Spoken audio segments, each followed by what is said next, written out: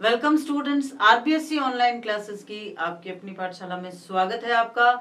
हम 11th class में political science पढ़ रहे हैं। पहला चैप्टर जो पॉलिटिकल थियरीज बुक का है वो हमने कंप्लीट कर लिया है। आज हम करेंगे उसके क्वेश्चन आंसर।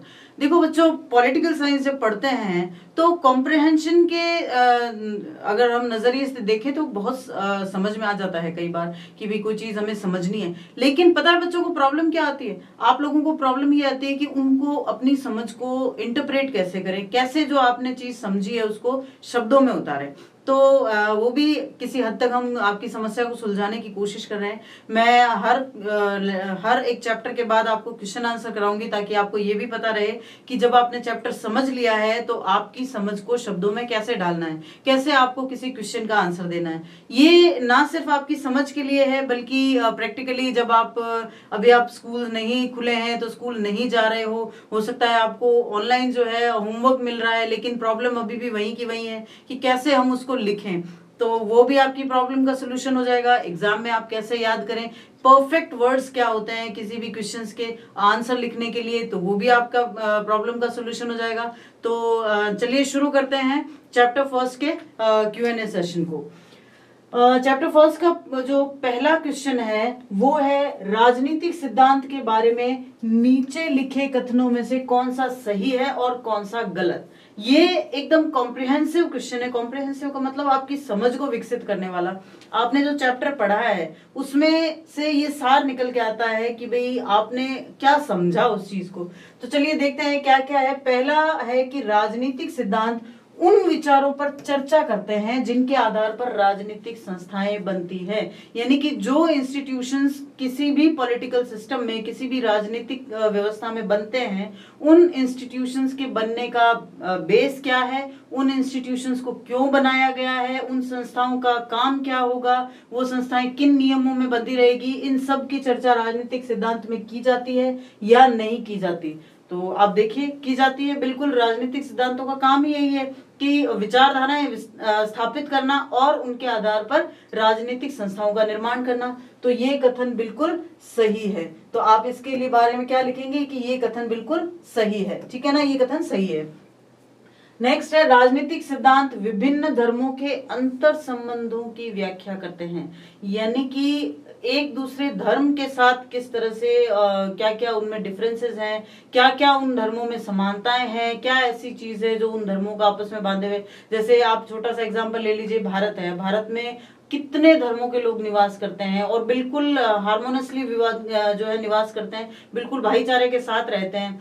तो क्या राजनीतिक सिद्धांत जो हम पढ़ रहे हैं उसका ये काम है कि धर्मों के अंतर संबंधों की व्याख्या करें? बिल्कुल नहीं। राजनीतिक सिद्धांत का ये काम बिल्कुल नहीं है, क्योंकि हम अभी धार्मिक क्षेत्र में, सामाजिक क्षेत्र में इन चीजों में जाते ही नहीं है। हम धर्म, समाज, जाति इन सब से ऊपर उठकर सिर्फ उन चीजों की बात करते हैं जो हर इंसान के लिए इक्वली लागू होते हैं। ठीक है ना। तो इस लिहाज से देखा जाए तो ये जो कथन है ये गलत है।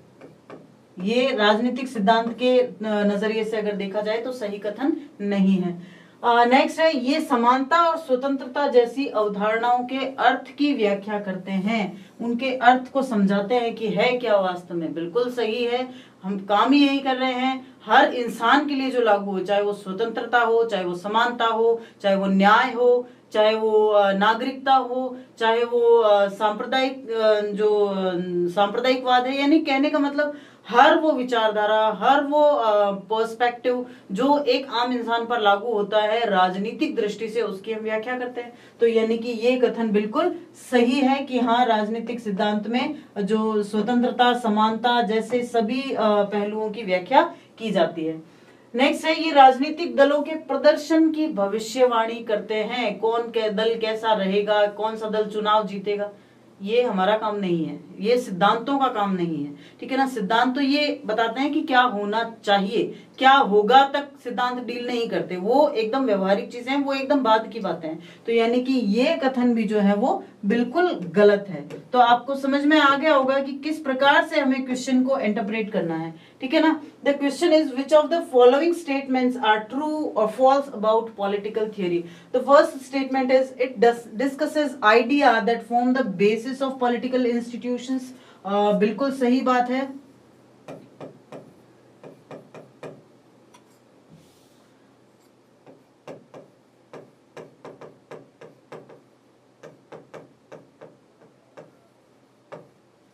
It of course form the basis of political institutions. All the political institutions are made whatever we think about the theoretical way, like freedom, like equality, like equity, like citizenship and secularism. Whatever we think about humankind, whatever you think about a single person, about the perspective of political, so it all is consist in this. So this statement is quite right about it.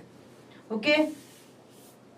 The second statement is it explains the relationship between different religions. No, we never deal in religions. We never deal that religions are different or similar or whatever the scene is there in between any religion. We never deal with it. So this statement is quite wrong.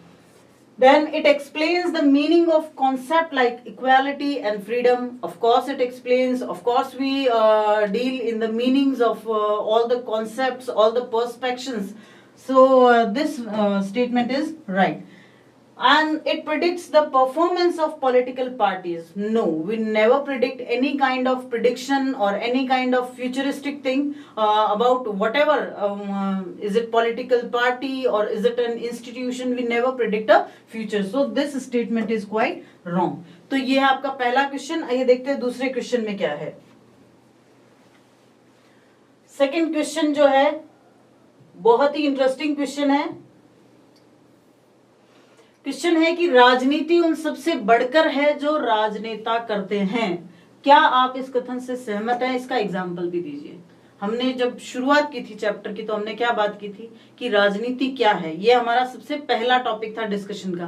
राजनीति क्या है. फिर हमने देखा था कि कई कहते हैं कि बुरी है राजनीति, कई कहते हैं अच्छी है राजनीति. लेकिन राजनीति है क्या एक्चुअल में? क्या सिर्फ वही है जो कि चुनाव लड़के जाते हैं और फिर जोड़ तोड़ करते हैं, कॉन्स्पिरेसी करते हैं, वही सब है? नहीं.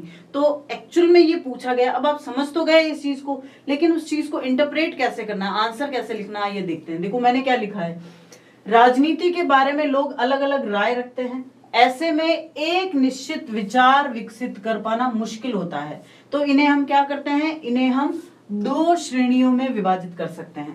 पहला कौन सा है? पहला है नकारात्मक अर्थ. कई लोगों का मानना है कि राजनीति केवल जोड़ तोड़, षड्यंत्रों और अपने स्वार्थों को पूरा करने का रास्ता है. ठीक है ना, ये हमने बता दिया नकारात्मक अर्थ. फिर है सकारात्मक अर्थ.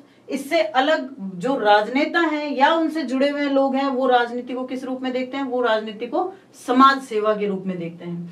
अब ये तो दो अर्थ हो गए जो अपने अपने पर्सपेक्टिव से सब देख रहे हैं. वास्तविक अर्थ क्या होगा? यद्यपि ये दोनों ही अर्थ अपनी अपनी जगह सही है, लेकिन ये दोनों ही राजनीति की सही व्याख्या नहीं करते हैं. अब देखो आपने जब आप आंसर लिखते हो ना तो क्वेश्चन के लिए क्वेश्चन के हिसाब से वर्ड्स का चुनाव जो है वो उसी तरह करना चाहिए. ये दोनों ही राजनीति की सही व्याख्या नहीं करते हैं. वस्तुतः राजनीति क्या है?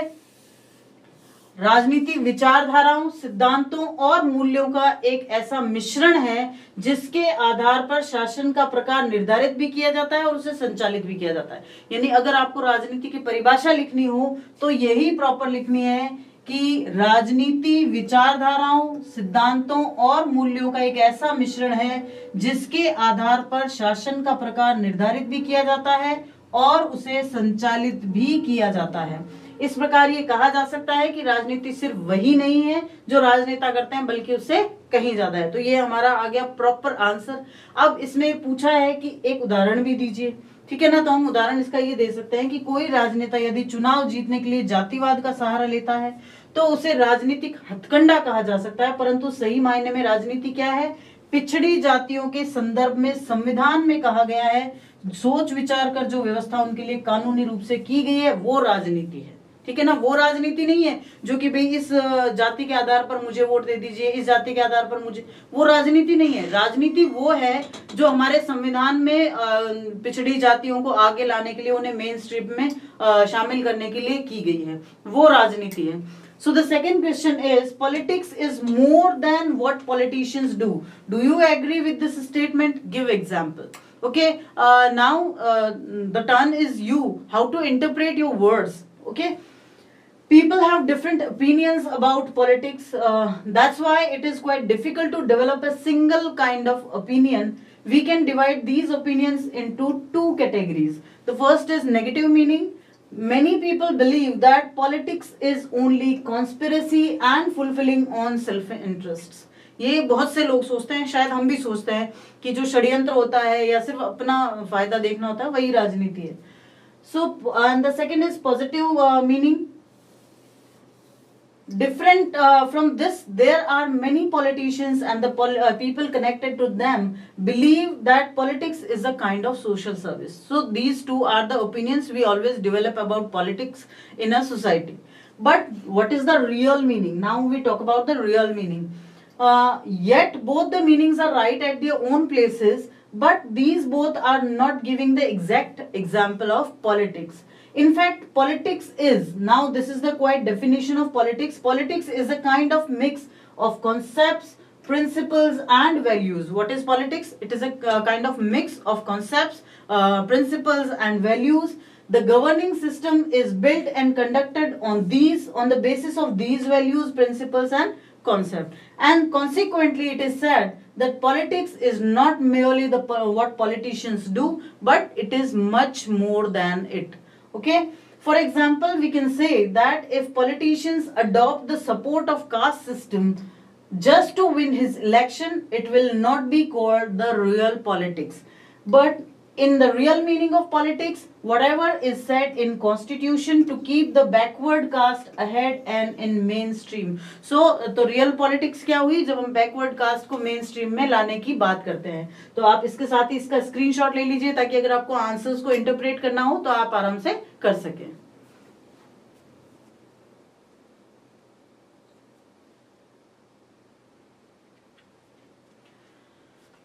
Now the third question is, तीसरा क्वेश्चन क्या है, ये भी आपके जो पीछे क्वेश्चंस दिए गए ना ये बहुत इंटरेस्टिंग है.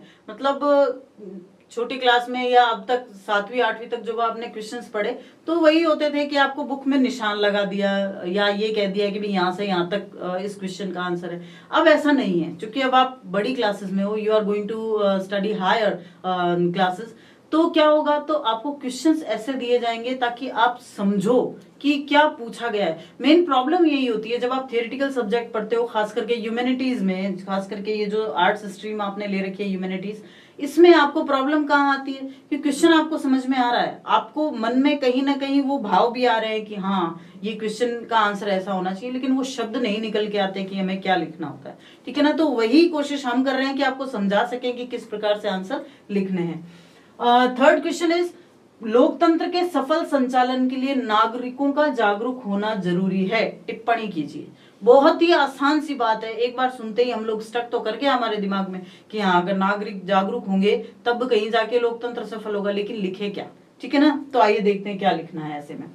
लोकतंत्र एक ऐसी शासन व्यवस्था है, लोकतंत्र एक ऐसी शासन व्यवस्था है जो सीधे जनता से जुड़ी हुई होती है. जैसे कि अब्राहम लिंकन ने कहा था, आप ये परिभाषा बहुत पहले से पढ़ते आ रहे हो, आपको अच्छे से याद है. अब्राहम लिंकन ने क्या कहा था कि लोकतंत्र क्या है, जनता का जनता के लिए जनता द्वारा किया जाने वाला शासन है. इस व्यवस्था में जनता अपने वोट के द्वारा उन लोगों को चुनती है जो शासन चलाते हैं.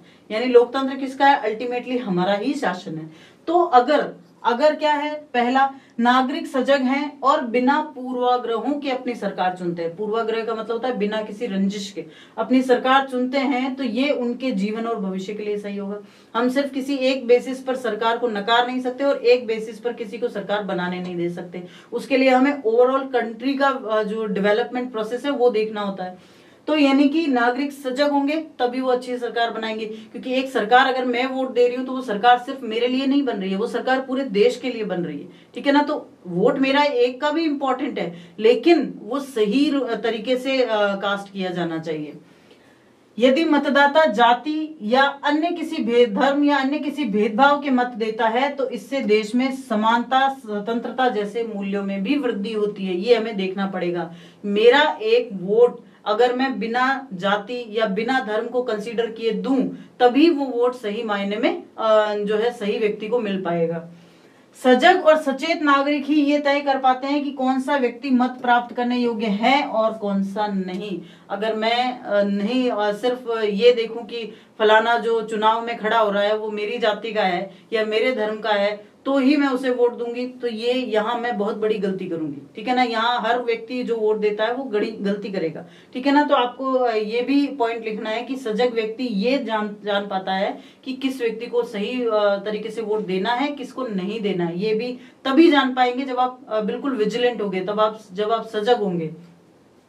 यदि नागरिक अपने अधिकारों और कर्तव्यों के प्रति जागरूक होते हैं तभी वो सरकार की सही गलत नीतियों का आकलन कर पाते हैं। ये सबसे इंपॉर्टेंट बात है। चलो सरकार हमने बना दी, लेकिन बाद में हमने देखा कि सरकार ने कार्य सही नहीं किया, तो सरकार को तो 5 साल बाद वापस वोट मांगने आना ही है ना। तो फिर हम तब ये डिसाइड कर सकते हैं कि पिछले 5 सालों में क्या हमारे देश में हुआ, क्या होना चाहिए था, कितना डिफरेंस रहा इन दोनों बातों में, और फिर हम वोट देंगे। तो ये तभी होगा जब हम बिल्कुल अच्छे से सोच विचार कर वोट देंगे। निष्कर्ष या कॉन्सिक्वेंस हम कह सकते हैं कि इस प्रकार हम कह सकते हैं कि किसी भी राज्य में लोकतांत्रिक मूल्यों की वास्तविक स्थापना तभी संभव है जब वहां के नागरिक सजग होंगे। तो ये हमारा परफेक्ट आंसर हो जाता है। So the question is, vigilant citizens are a must for a successful working of democracy. Comment on it. Democracy is a kind of governing system which is directly connected to the people. As Abraham Lincoln said, democracy is a governing system of the people, for the people, and by the people. It is quite a simple definition of democracy, and you all have read it throughout all the years from 6th or 5th class. ठीक है। तो governing system of the people, for the people, and by the people. People elect the persons by themselves who will supposed to conduct the government. So now how can be vigilant, or how a citizen should be vigilant? Why a citizen should be vigilant? Citizens are vigilant and elect the government without any prejudice. It will be better thing for their lives and for their futures. If voters cast their vote without any discrimination and without considering any caste or religion, it will make improvement in their values like freedom and equality in country. Only vigilant and aware citizens can decide which person is able to get votes and who is not. If the citizens are aware about their rights and duties, only then they can access the policies of government are worth applying or not. It is quite important. If we are vigilant, then only we can decide if the policies of government are worth applying or not. So conclusion is, now we can say that establishment of political values can be possible in any state only if the citizens of state are vigilant. So it is the perfect answer to write. Now you can take a screenshot just to mention it in your own copies.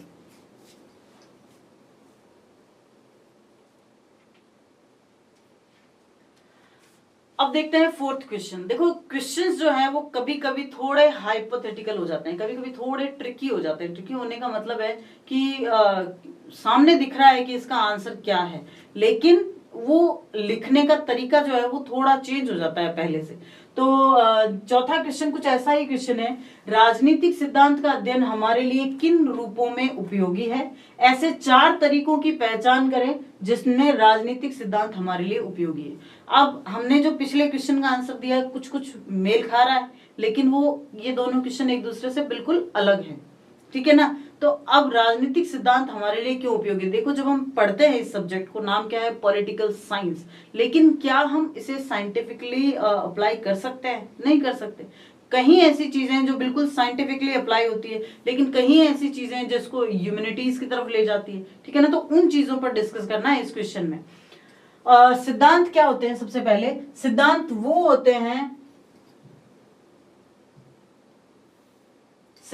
होते हैं जो हमें अपने ज्ञान को व्यवस्थित करने, हमारे शोध को उन्मुख करने और हमारे निष्कर्षों की व्याख्या करने में सक्षम बनाते हैं। ये एक परफेक्ट डेफिनेशन है। अगर आपसे ये पूछा जाए कि सिद्धांत क्या होते हैं या राजनीतिक सिद्धांत किसे कहते हैं, अगर 1 नंबर का ये छोटा क्वेश्चन भी आता है ना, तो आप ये अगर जवाब देते हो तो आपका नंबर कहीं नहीं जाएगा, ठीक है ना। तो ये एक परफेक्ट डेफिनेशन है किसी भी थियरी की। थ्योरी क्या होती है? सिद्धांत वो होते हैं जो हमें अपने ज्ञान को व्यवस्थित करने, हमारे शोध को उन्मुख करने और हमारे निष्कर्षों की व्याख्या करने में सक्षम बनाते हैं। एक विज्ञान के रूप में। अब राजनीति विज्ञान को विज्ञान किसने कहा? डेविड ईस्टन ने कहा था। डेविड ईस्टन द्वारा राजनीतिक सिद्धांत के निम्नलिखित कार्य बताए गए हैं। आपको डेविड ईस्टन को मेंशन करना है क्योंकि बहुत जो है बड़े पॉलिटिशियन रहे हैं, वो पॉलिटिक थिंकर रहे हैं, ठीक है ना, पॉलिटिशियन नहीं रहे, वो पॉलिटिकल थिंकर रहे हैं। तो डेविड ईस्टन ने क्या कहा? एक विज्ञान के रूप में राजनीतिक सिद्धांत का क्या काम होता है? एक राजनीतिक सिद्धांत क्या करता है? विश्लेषणात्मक योजना सुनिश्चित करता है। विश्लेषण करना, किसी चीज को एनालाइज करना, किसी चीज को एकदम अंदर तक उसकी बाल की खाल निकाल लेना। तो एक विश्लेषणात्मक योजना सुनिश्चित करता है जो अनुसंधान यानी हम जो खोज कर रहे हैं, जो अनुसंधान को सार्थक बनाता है और राजनीतिक घटकों के पारस्परिक संबंध का वर्णन करता है। राजनीतिक घटक किसे कहते हैं? जो अलग अलग तरह की राजनीतिक जो चीजें होती है। देखो, राजनीतिक घटक सरकार एक घटक है, ठीक है, न्यायपालिका एक घटक है, तीसरा घटक नागरिकों से बनता है, चौथा घटक विचारों से बनता है। तो इन सब घटकों को, इन सब कंपोनेंट्स को एक साथ रखने का काम सिद्धांत करता है। फिर विभिन्न शोधकर्ताओं के तुलनात्मक अध्ययन निष्कर्षों की पुष्टि करते हैं और उन क्षेत्रों को प्रकट करते हैं जहां अधिक अनुभवजन्य कार्य की आवश्यकता होती है। कई सारे सिद्धांत क्या करते हैं? जो जितने भी खोजें हुई है, उनसे जो भी निष्कर्ष निकले हैं, उनसे जो भी कंक्लूजन्स निकले हैं, उनको एक साथ करके और ये देखते हैं कि वो जो निष्कर्ष हैं वो कितने सही है या कहाँ कहाँ लागू किए जा सकते हैं। एक छोटा सा एग्जाम्पल है, अमेरिका जैसे देश में जहां जातिवाद इतना नहीं है, बल्कि है भी नहीं, तो वहां अगर किसी प्रकार का आरक्षण नहीं है तो उसकी कोई वजह है, और भारत में अगर आरक्षण लागू किया गया तो उसकी अपनी वजह है ना। समझ रहे हैं आप इस बात को? तो ये दोनों चीजें अलग अलग जगह पर लागू की जा सकती है। क्या हम जैसा आरक्षण सिस्टम भारत में लागू है वैसा हम जाकर यूएसए या ब्रिटेन में लागू कर सकते हैं? नहीं कर सकते, क्योंकि वहां की सामाजिक संरचना अलग है। तो अगर कुछ निष्कर्ष निकले हैं तो ये देखना कि उन निष्कर्षों को उस ह्यूमैनिटी पर, उस समाज में लागू किया जा सकता है या नहीं किया जा सकता। एक सापेक्ष यानी रिलेटिव सुसंगत अवधारणा अनुसंधान को अधिक विश्वसनीय बनाती है। एक खोज कब ज्यादा रिलेटेबल होती है, कब ज्यादा उस पर ट्रस्ट किया जा सकता है? जब वो समाज को साथ लेकर चले, जब वो हर एक व्यक्ति को अपने अंदर इंक्लूड करके चले। अब ये तो था एक विज्ञान के रूप में। दूसरा, एक सामाजिक और प्राकृतिक इकाई के रूप में हम राजनीतिक सिद्धांत को कैसे देख सकते हैं? तो एक डेफिनेशन दी है, जो दी है राइट और मिल्स ने। उनके शब्दों में कहा गया है कि राजनीतिक सिद्धांत क्या होते हैं? ये आलोचना करने और नीतियां निर्धारित करने के लिए उठाए गए सही कदमों का परिणाम है। हम सिर्फ ये नहीं है कि किसी की हाँ में हाँ मिला दे। जैसा कि आपने सुकरात की, अरस्तु की और सुकरात की केस स्टडीज में देखा कि सिफिलिस ने कैसे हर चीज में उसका विरोध किया था, लेकिन आखिरकार उसको उससे स्वीकृत होना पड़ा, उसको उससे एग्री होना पड़ा, ठीक है ना। तो यानी कि ये सिर्फ ये नहीं कि हम हाँ में हाँ मिला दे और विचार बन जाए, हम उस विचार की कुछ जो भी गलत चीजें उनको भी सामने लाएं ताकि उनका भी सोल्यूशन किया जा सके। ये आलोचना करने और नीतियों को निर्धारित करने के लिए उठाए गए सही कदमों का परिणाम है। ये क्या है? आदर्शों के विभिन्न स्तरों पर बनाई गई आकांक्षाओं और नीतियों के लिए लक्ष्य और दिशा निर्देश तैयार करता है, उनके लिए डायरेक्शन तैयार करता है कि किस दिशा में काम करना है, ठीक है। ये समाज के गठन और समाज में उत्पन्न होने वाले संघर्षों के साथ साथ समाधान को भी सुनिश्चित करता है। ये सिर्फ हमें ये नहीं बताता है कि प्रॉब्लम्स क्या है, ये भी बताता है राजनीतिक सिद्धांत कि उन प्रॉब्लम्स का सॉल्यूशन क्या है, ठीक है। तो the question is in what ways is the study of political theory useful for us? Identify 4 ways in which the political theory can be useful for us. So the answer is, theory is described as one that enables us to organize our knowledge, orient research and interpret our findings. As a science, the following functions of political theories has been propounded by David Easton. David Easton was a great thinker in political stream. As a science, a political theory ensures analytical scheme which renders research meaningful and describe the mutual relation of a political variable. Second, the comparative studies of various researches verifies the conclusions reveals the area to be required more empirical work. It reveals कि कहाँ कहाँ और ज्यादा काम किया जाना है. अभी भी जो मानव है उसका स्वभाव ऐसा है कि खत्म नहीं होता है कुछ भी. हमने देखा कि स्वतंत्रता क्या है, अब स्वतंत्रता के और एस्पेक्ट हम ढूंढते जाएंगे. क्या ये स्वतंत्रता है? क्या ये स्वतंत्रता को सीमित नहीं करना है? क्या यहाँ आके हमारी स्वतंत्रता खत्म हो जानी चाहिए? ये सब चीजें हम आगे से आगे सोचते रहते हैं. तो and reveals the areas to be required more empirical work. Then a relative consistent concept makes research more reliable. Now, as a social and natural entity, in the words of Wright and Mills, it is an ideology of justified practice to make criticism and to determine policies. If we want to determine policies, we also have to be critic with them, and we have to accept the criticism as well as we are accepting the admiration. It prepares goals and guidelines for aspirations and policies made at various levels of ideals. It assumes the formation of society and conflicts to be arisen in the society as well as solutions to be particular conflicts. ठीक है, तो ये जो question है ये important है. हालांकि इसका आंसर थोड़ा ट्रिकी है, लेकिन इस क्वेश्चन को आपको अच्छे से पढ़ना है, इसका आंसर थोड़ा ध्यान से पढ़ना है ताकि आपको समझ में आ जाए. तो आप स्क्रीनशॉट ले लीजिए, फिर अगले क्वेश्चन की तरफ चलते हैं.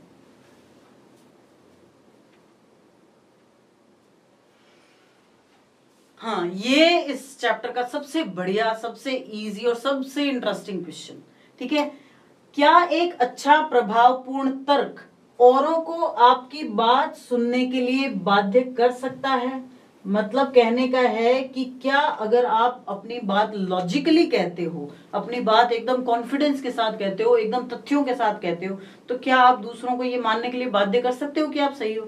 यानी कहने का मतलब, क्या आप अपनी बात करने के तरीके से दूसरों को अपनी बात मनवा सकते हो? तो इसका आंसर है हाँ, ये सही है कि एक अच्छा तर्क दूसरों को अपनी बात सुनने के लिए या मेरी बात सुनने के लिए मजबूर कर सकता है. हाँ, ये बात बिल्कुल सही है. हर कोई जो तर्क संगत है, यानी कि जो लॉजिकल है, जो चीज बिल्कुल तर्क संगत है, वो हमेशा बेहतर निष्कर्ष पर पहुंचने के लिए बहस या बातचीत में रुचि लेता है. कहने का मतलब ये कि कोई इंसान अगर ये माने कि भाई मैं लॉजिकली सुनूंगा. देखो, किसी सच के लिए अरस्तु ने एक बहुत बड़ी बात कही है, truth always takes two, one to speak and second to listen. जो सच होता है ना, उसको हमेशा दो लोग लगते हैं, एक वो जो कहे और दूसरा वो जो सुने. अगर कहने वाला सिर्फ कहता ही जाएगा लेकिन सुनने वाला सुनेगा नहीं, तो वो सच क्या हुआ? और अगर सुनने वाला सिर्फ सुनने के लिए बैठा है, कोई कुछ बोल ही नहीं रहा, तो सच कहां से निकलेगा? तो यानी इट टेक्स टू. कहने की बात ये है कि अगर कोई इंसान लॉजिक सुनने को तैयार है, हमारे में प्रॉब्लम ही तो यही है कि हम लोग बहुत जल्दी जो है अपना आपा खो देते हैं और सही बात को सुन नहीं पाते. अगर कोई इंसान सही बात को सुनने का जो है हौसला रखता है और जो वास्तव में तर्कसंगत है, वो हमेशा क्या करेगा? बेहतर निष्कर्ष पर पहुंचने के लिए बहस या बातचीत में रुचि लेगा. और हर एक व्यक्ति सहमत होने के लिए तर्क और तर्कसंगत बिंदुओं से प्रभावित होता है. ये बिल्कुल फैक्ट है, हर एक व्यक्ति लॉजिक ही मानता है. तो दूसरे शब्दों में कहा जा सकता है कि बहस में लोग अपनी शंकाओं को स्पष्ट करने और आश्वस्त होने के लिए भाग लेते हैं. कि कोई भी लोग बहस क्यों करेगा? उसको जो भी उस चीज के लिए शंका है, जो भी कुछ भी उसके मन में उसके लिए कॉन्फ्लिक्ट्स आए हुए हैं, उनको दूर करना और साथ ही साथ आश्वस्त होना, बिल्कुल विश्वस्त होना कि ये बात सही है, इसीलिए बहस करते हैं. तो अगर हमने अपनी बात तर्कपूर्ण तरीके से कही है, तो हम उस सामने वाले को बाध्य कर सकते हैं कि वो हमारी बात माने. So the question is, do you think a good or convincing argument can compel others to listen to you? Yes, I agree that a good argument can compel others to listen to me. How I can interpret it? Everyone who is rational always takes interest in debates, conversations or interactions to reach a better conclusion. Every individual is impressed with the logic and rational points to be agreed, convinced upon. ठीक है ना, ये important. हर एक तभी सहमत होगा जब वो हम वास्तव में उसको तर्कपूर्ण तरीके से अपनी बात को कहेंगे. In a positive manner or debate, people participate to make their doubts clear and get convinced. इसीलिए तो लोग बहस करते हैं ताकि उसका निष्कर्ष निकाला जा सके. तो अगर हमने तर्कपूर्ण बात कही है तो सामने वाला जरूर एग्री होगा उससे. ठीक है ना. तो ले लीजिए इसका भी स्क्रीनशॉट, फिर अगला क्वेश्चन देखते हैं।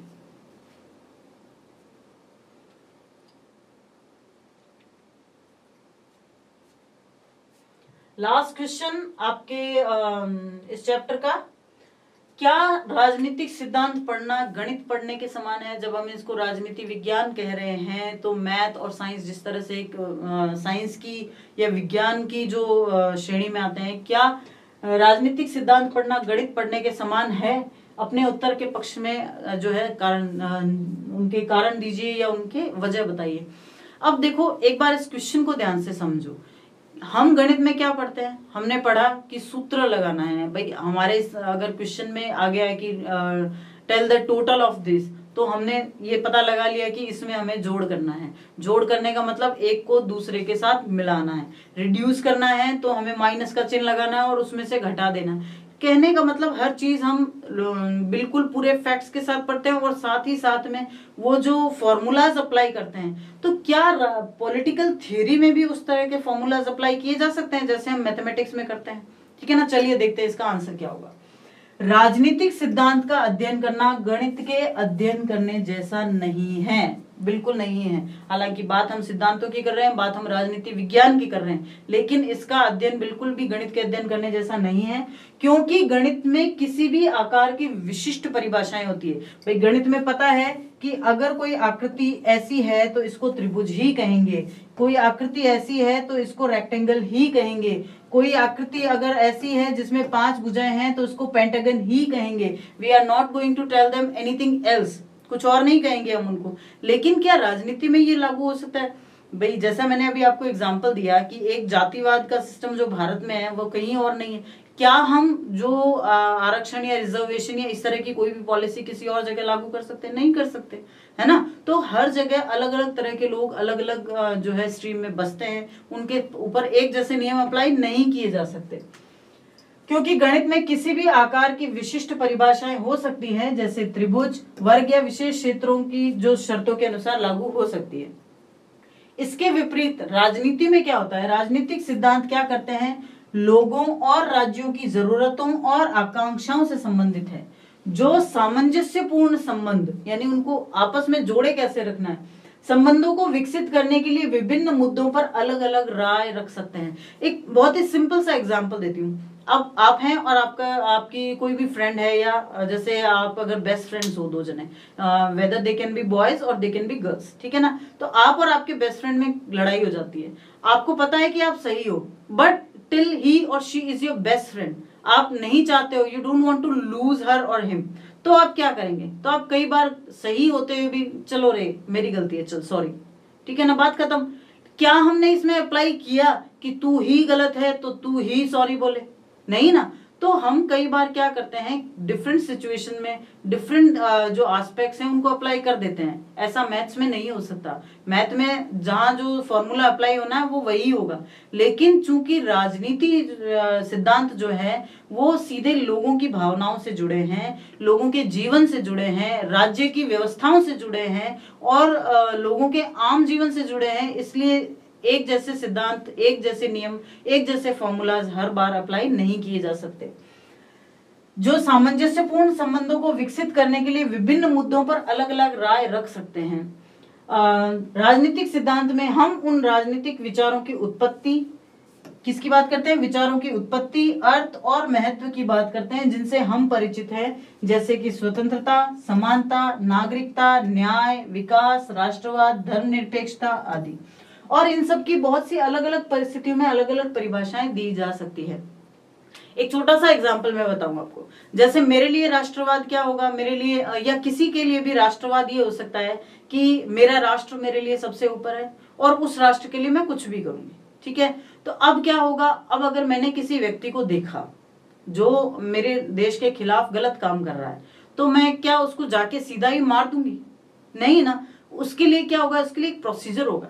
अब अगर आप राष्ट्रवाद के, कट्टर राष्ट्रवाद के तरफ खड़े हो तो आप उसको मारने या हटाने में बिलीव करोगे, लेकिन अगर आप राष्ट्रवाद के साथ साथ इंसानियत में भी विश्वास करते हैं तो आप उसे ले जाके पुलिस में दे देंगे और या फिर कोशिश करेंगे कि जो न्यायिक प्रक्रिया है उसके अनुसार उसे दंड मिले। यानी ये दोनों बिल्कुल अलग अलग एस्पेक्ट है, ठीक है ना। तो ये होती है कि राजनीतिक सिद्धांत में जो है एक व्यक्ति के लिए या एक सिचुएशन के लिए एक फॉर्मूला तो लगाया जा सकता है, लेकिन दूसरे सिचुएशन के लिए वही फॉर्मूला अप्लाई नहीं किया जा सकता। Do you think studying political theory is like studying mathematics? Give reasons for your answer. Studying political theory is not like studying mathematics, because mathematics can have specific definitions of any shapes like triangles, squares or particular areas which may be applicable as per terms. On the contrary, इसके विपरीत political theory deals with the needs and aspirations of people and state, and that may have different opinions of different situations or different issues to be encountered to develop harmonious relation. ये सबसे ज्यादा जरूरी है, ठीक है ना भाई। जरूरी क्या है? सामंजस्यपूर्ण संबंध बनाए रखना जरूरी है। तो उसके लिए कई बार अलग अलग सिचुएशंस डील की जा सकती है। एक छोटा सा एग्जांपल है कि जैसे पाकिस्तान है, हमारा विरोधी मुल्क है, बहुत सी युद्ध हुए हैं, झड़पें तो लगातार होती रहती है, लेकिन क्या हर बार हम टैंक और गोला बारूद लेके चढ़ जाए? नहीं ना। कई बार ऐसा होता है कि बातचीत के द्वारा भी उसका सोल्यूशन निकालना होता है। तो जरूरी ये है कि सामंजस्यपूर्ण स्थितियां बनाई रखी जाए। In political theory, we deal with the origins, meanings and significance of political ideas that we are familiar with, such as freedom, equality, citizenship, justice, development, nationalism, secularism, etc., which have so many definitions. तो इस तरह से हम ये कह सकते हैं कि हम गणित और राजनीति विज्ञान दोनों को एक ही श्रेणी में नहीं रख सकते, दोनों बिल्कुल अलग अलग एस्पेक्ट्स हैं, ठीक है। तो ये है आपका Q&A सेशन। कैसा लगा आपको? क्या आपको Q&A सेशन आगे भी चाहिए कि भाई हर चैप्टर के बाद आपका Q&A सेशन हो जाए, ताकि आपको समझ में आ जाए कि आंसर्स को कैसे इंटरप्रेट करना है? कमेंट में जरूर बताइएगा। अगर वीडियो पसंद आया है तो लाइक कीजिएगा, और कुछ और क्वेश्चंस अगर आपके दिमाग में हैं तो कमेंट में उन क्वेश्चंस को लिखिए, ताकि हम कोशिश करें कि उनका जवाब दे सकें। वीडियो को यहाँ तक देखने के लिए थैंक यू। हमारे साथ बने रहिए, सब्सक्राइब कीजिए और लाइक कीजिए वीडियो को। Thank you.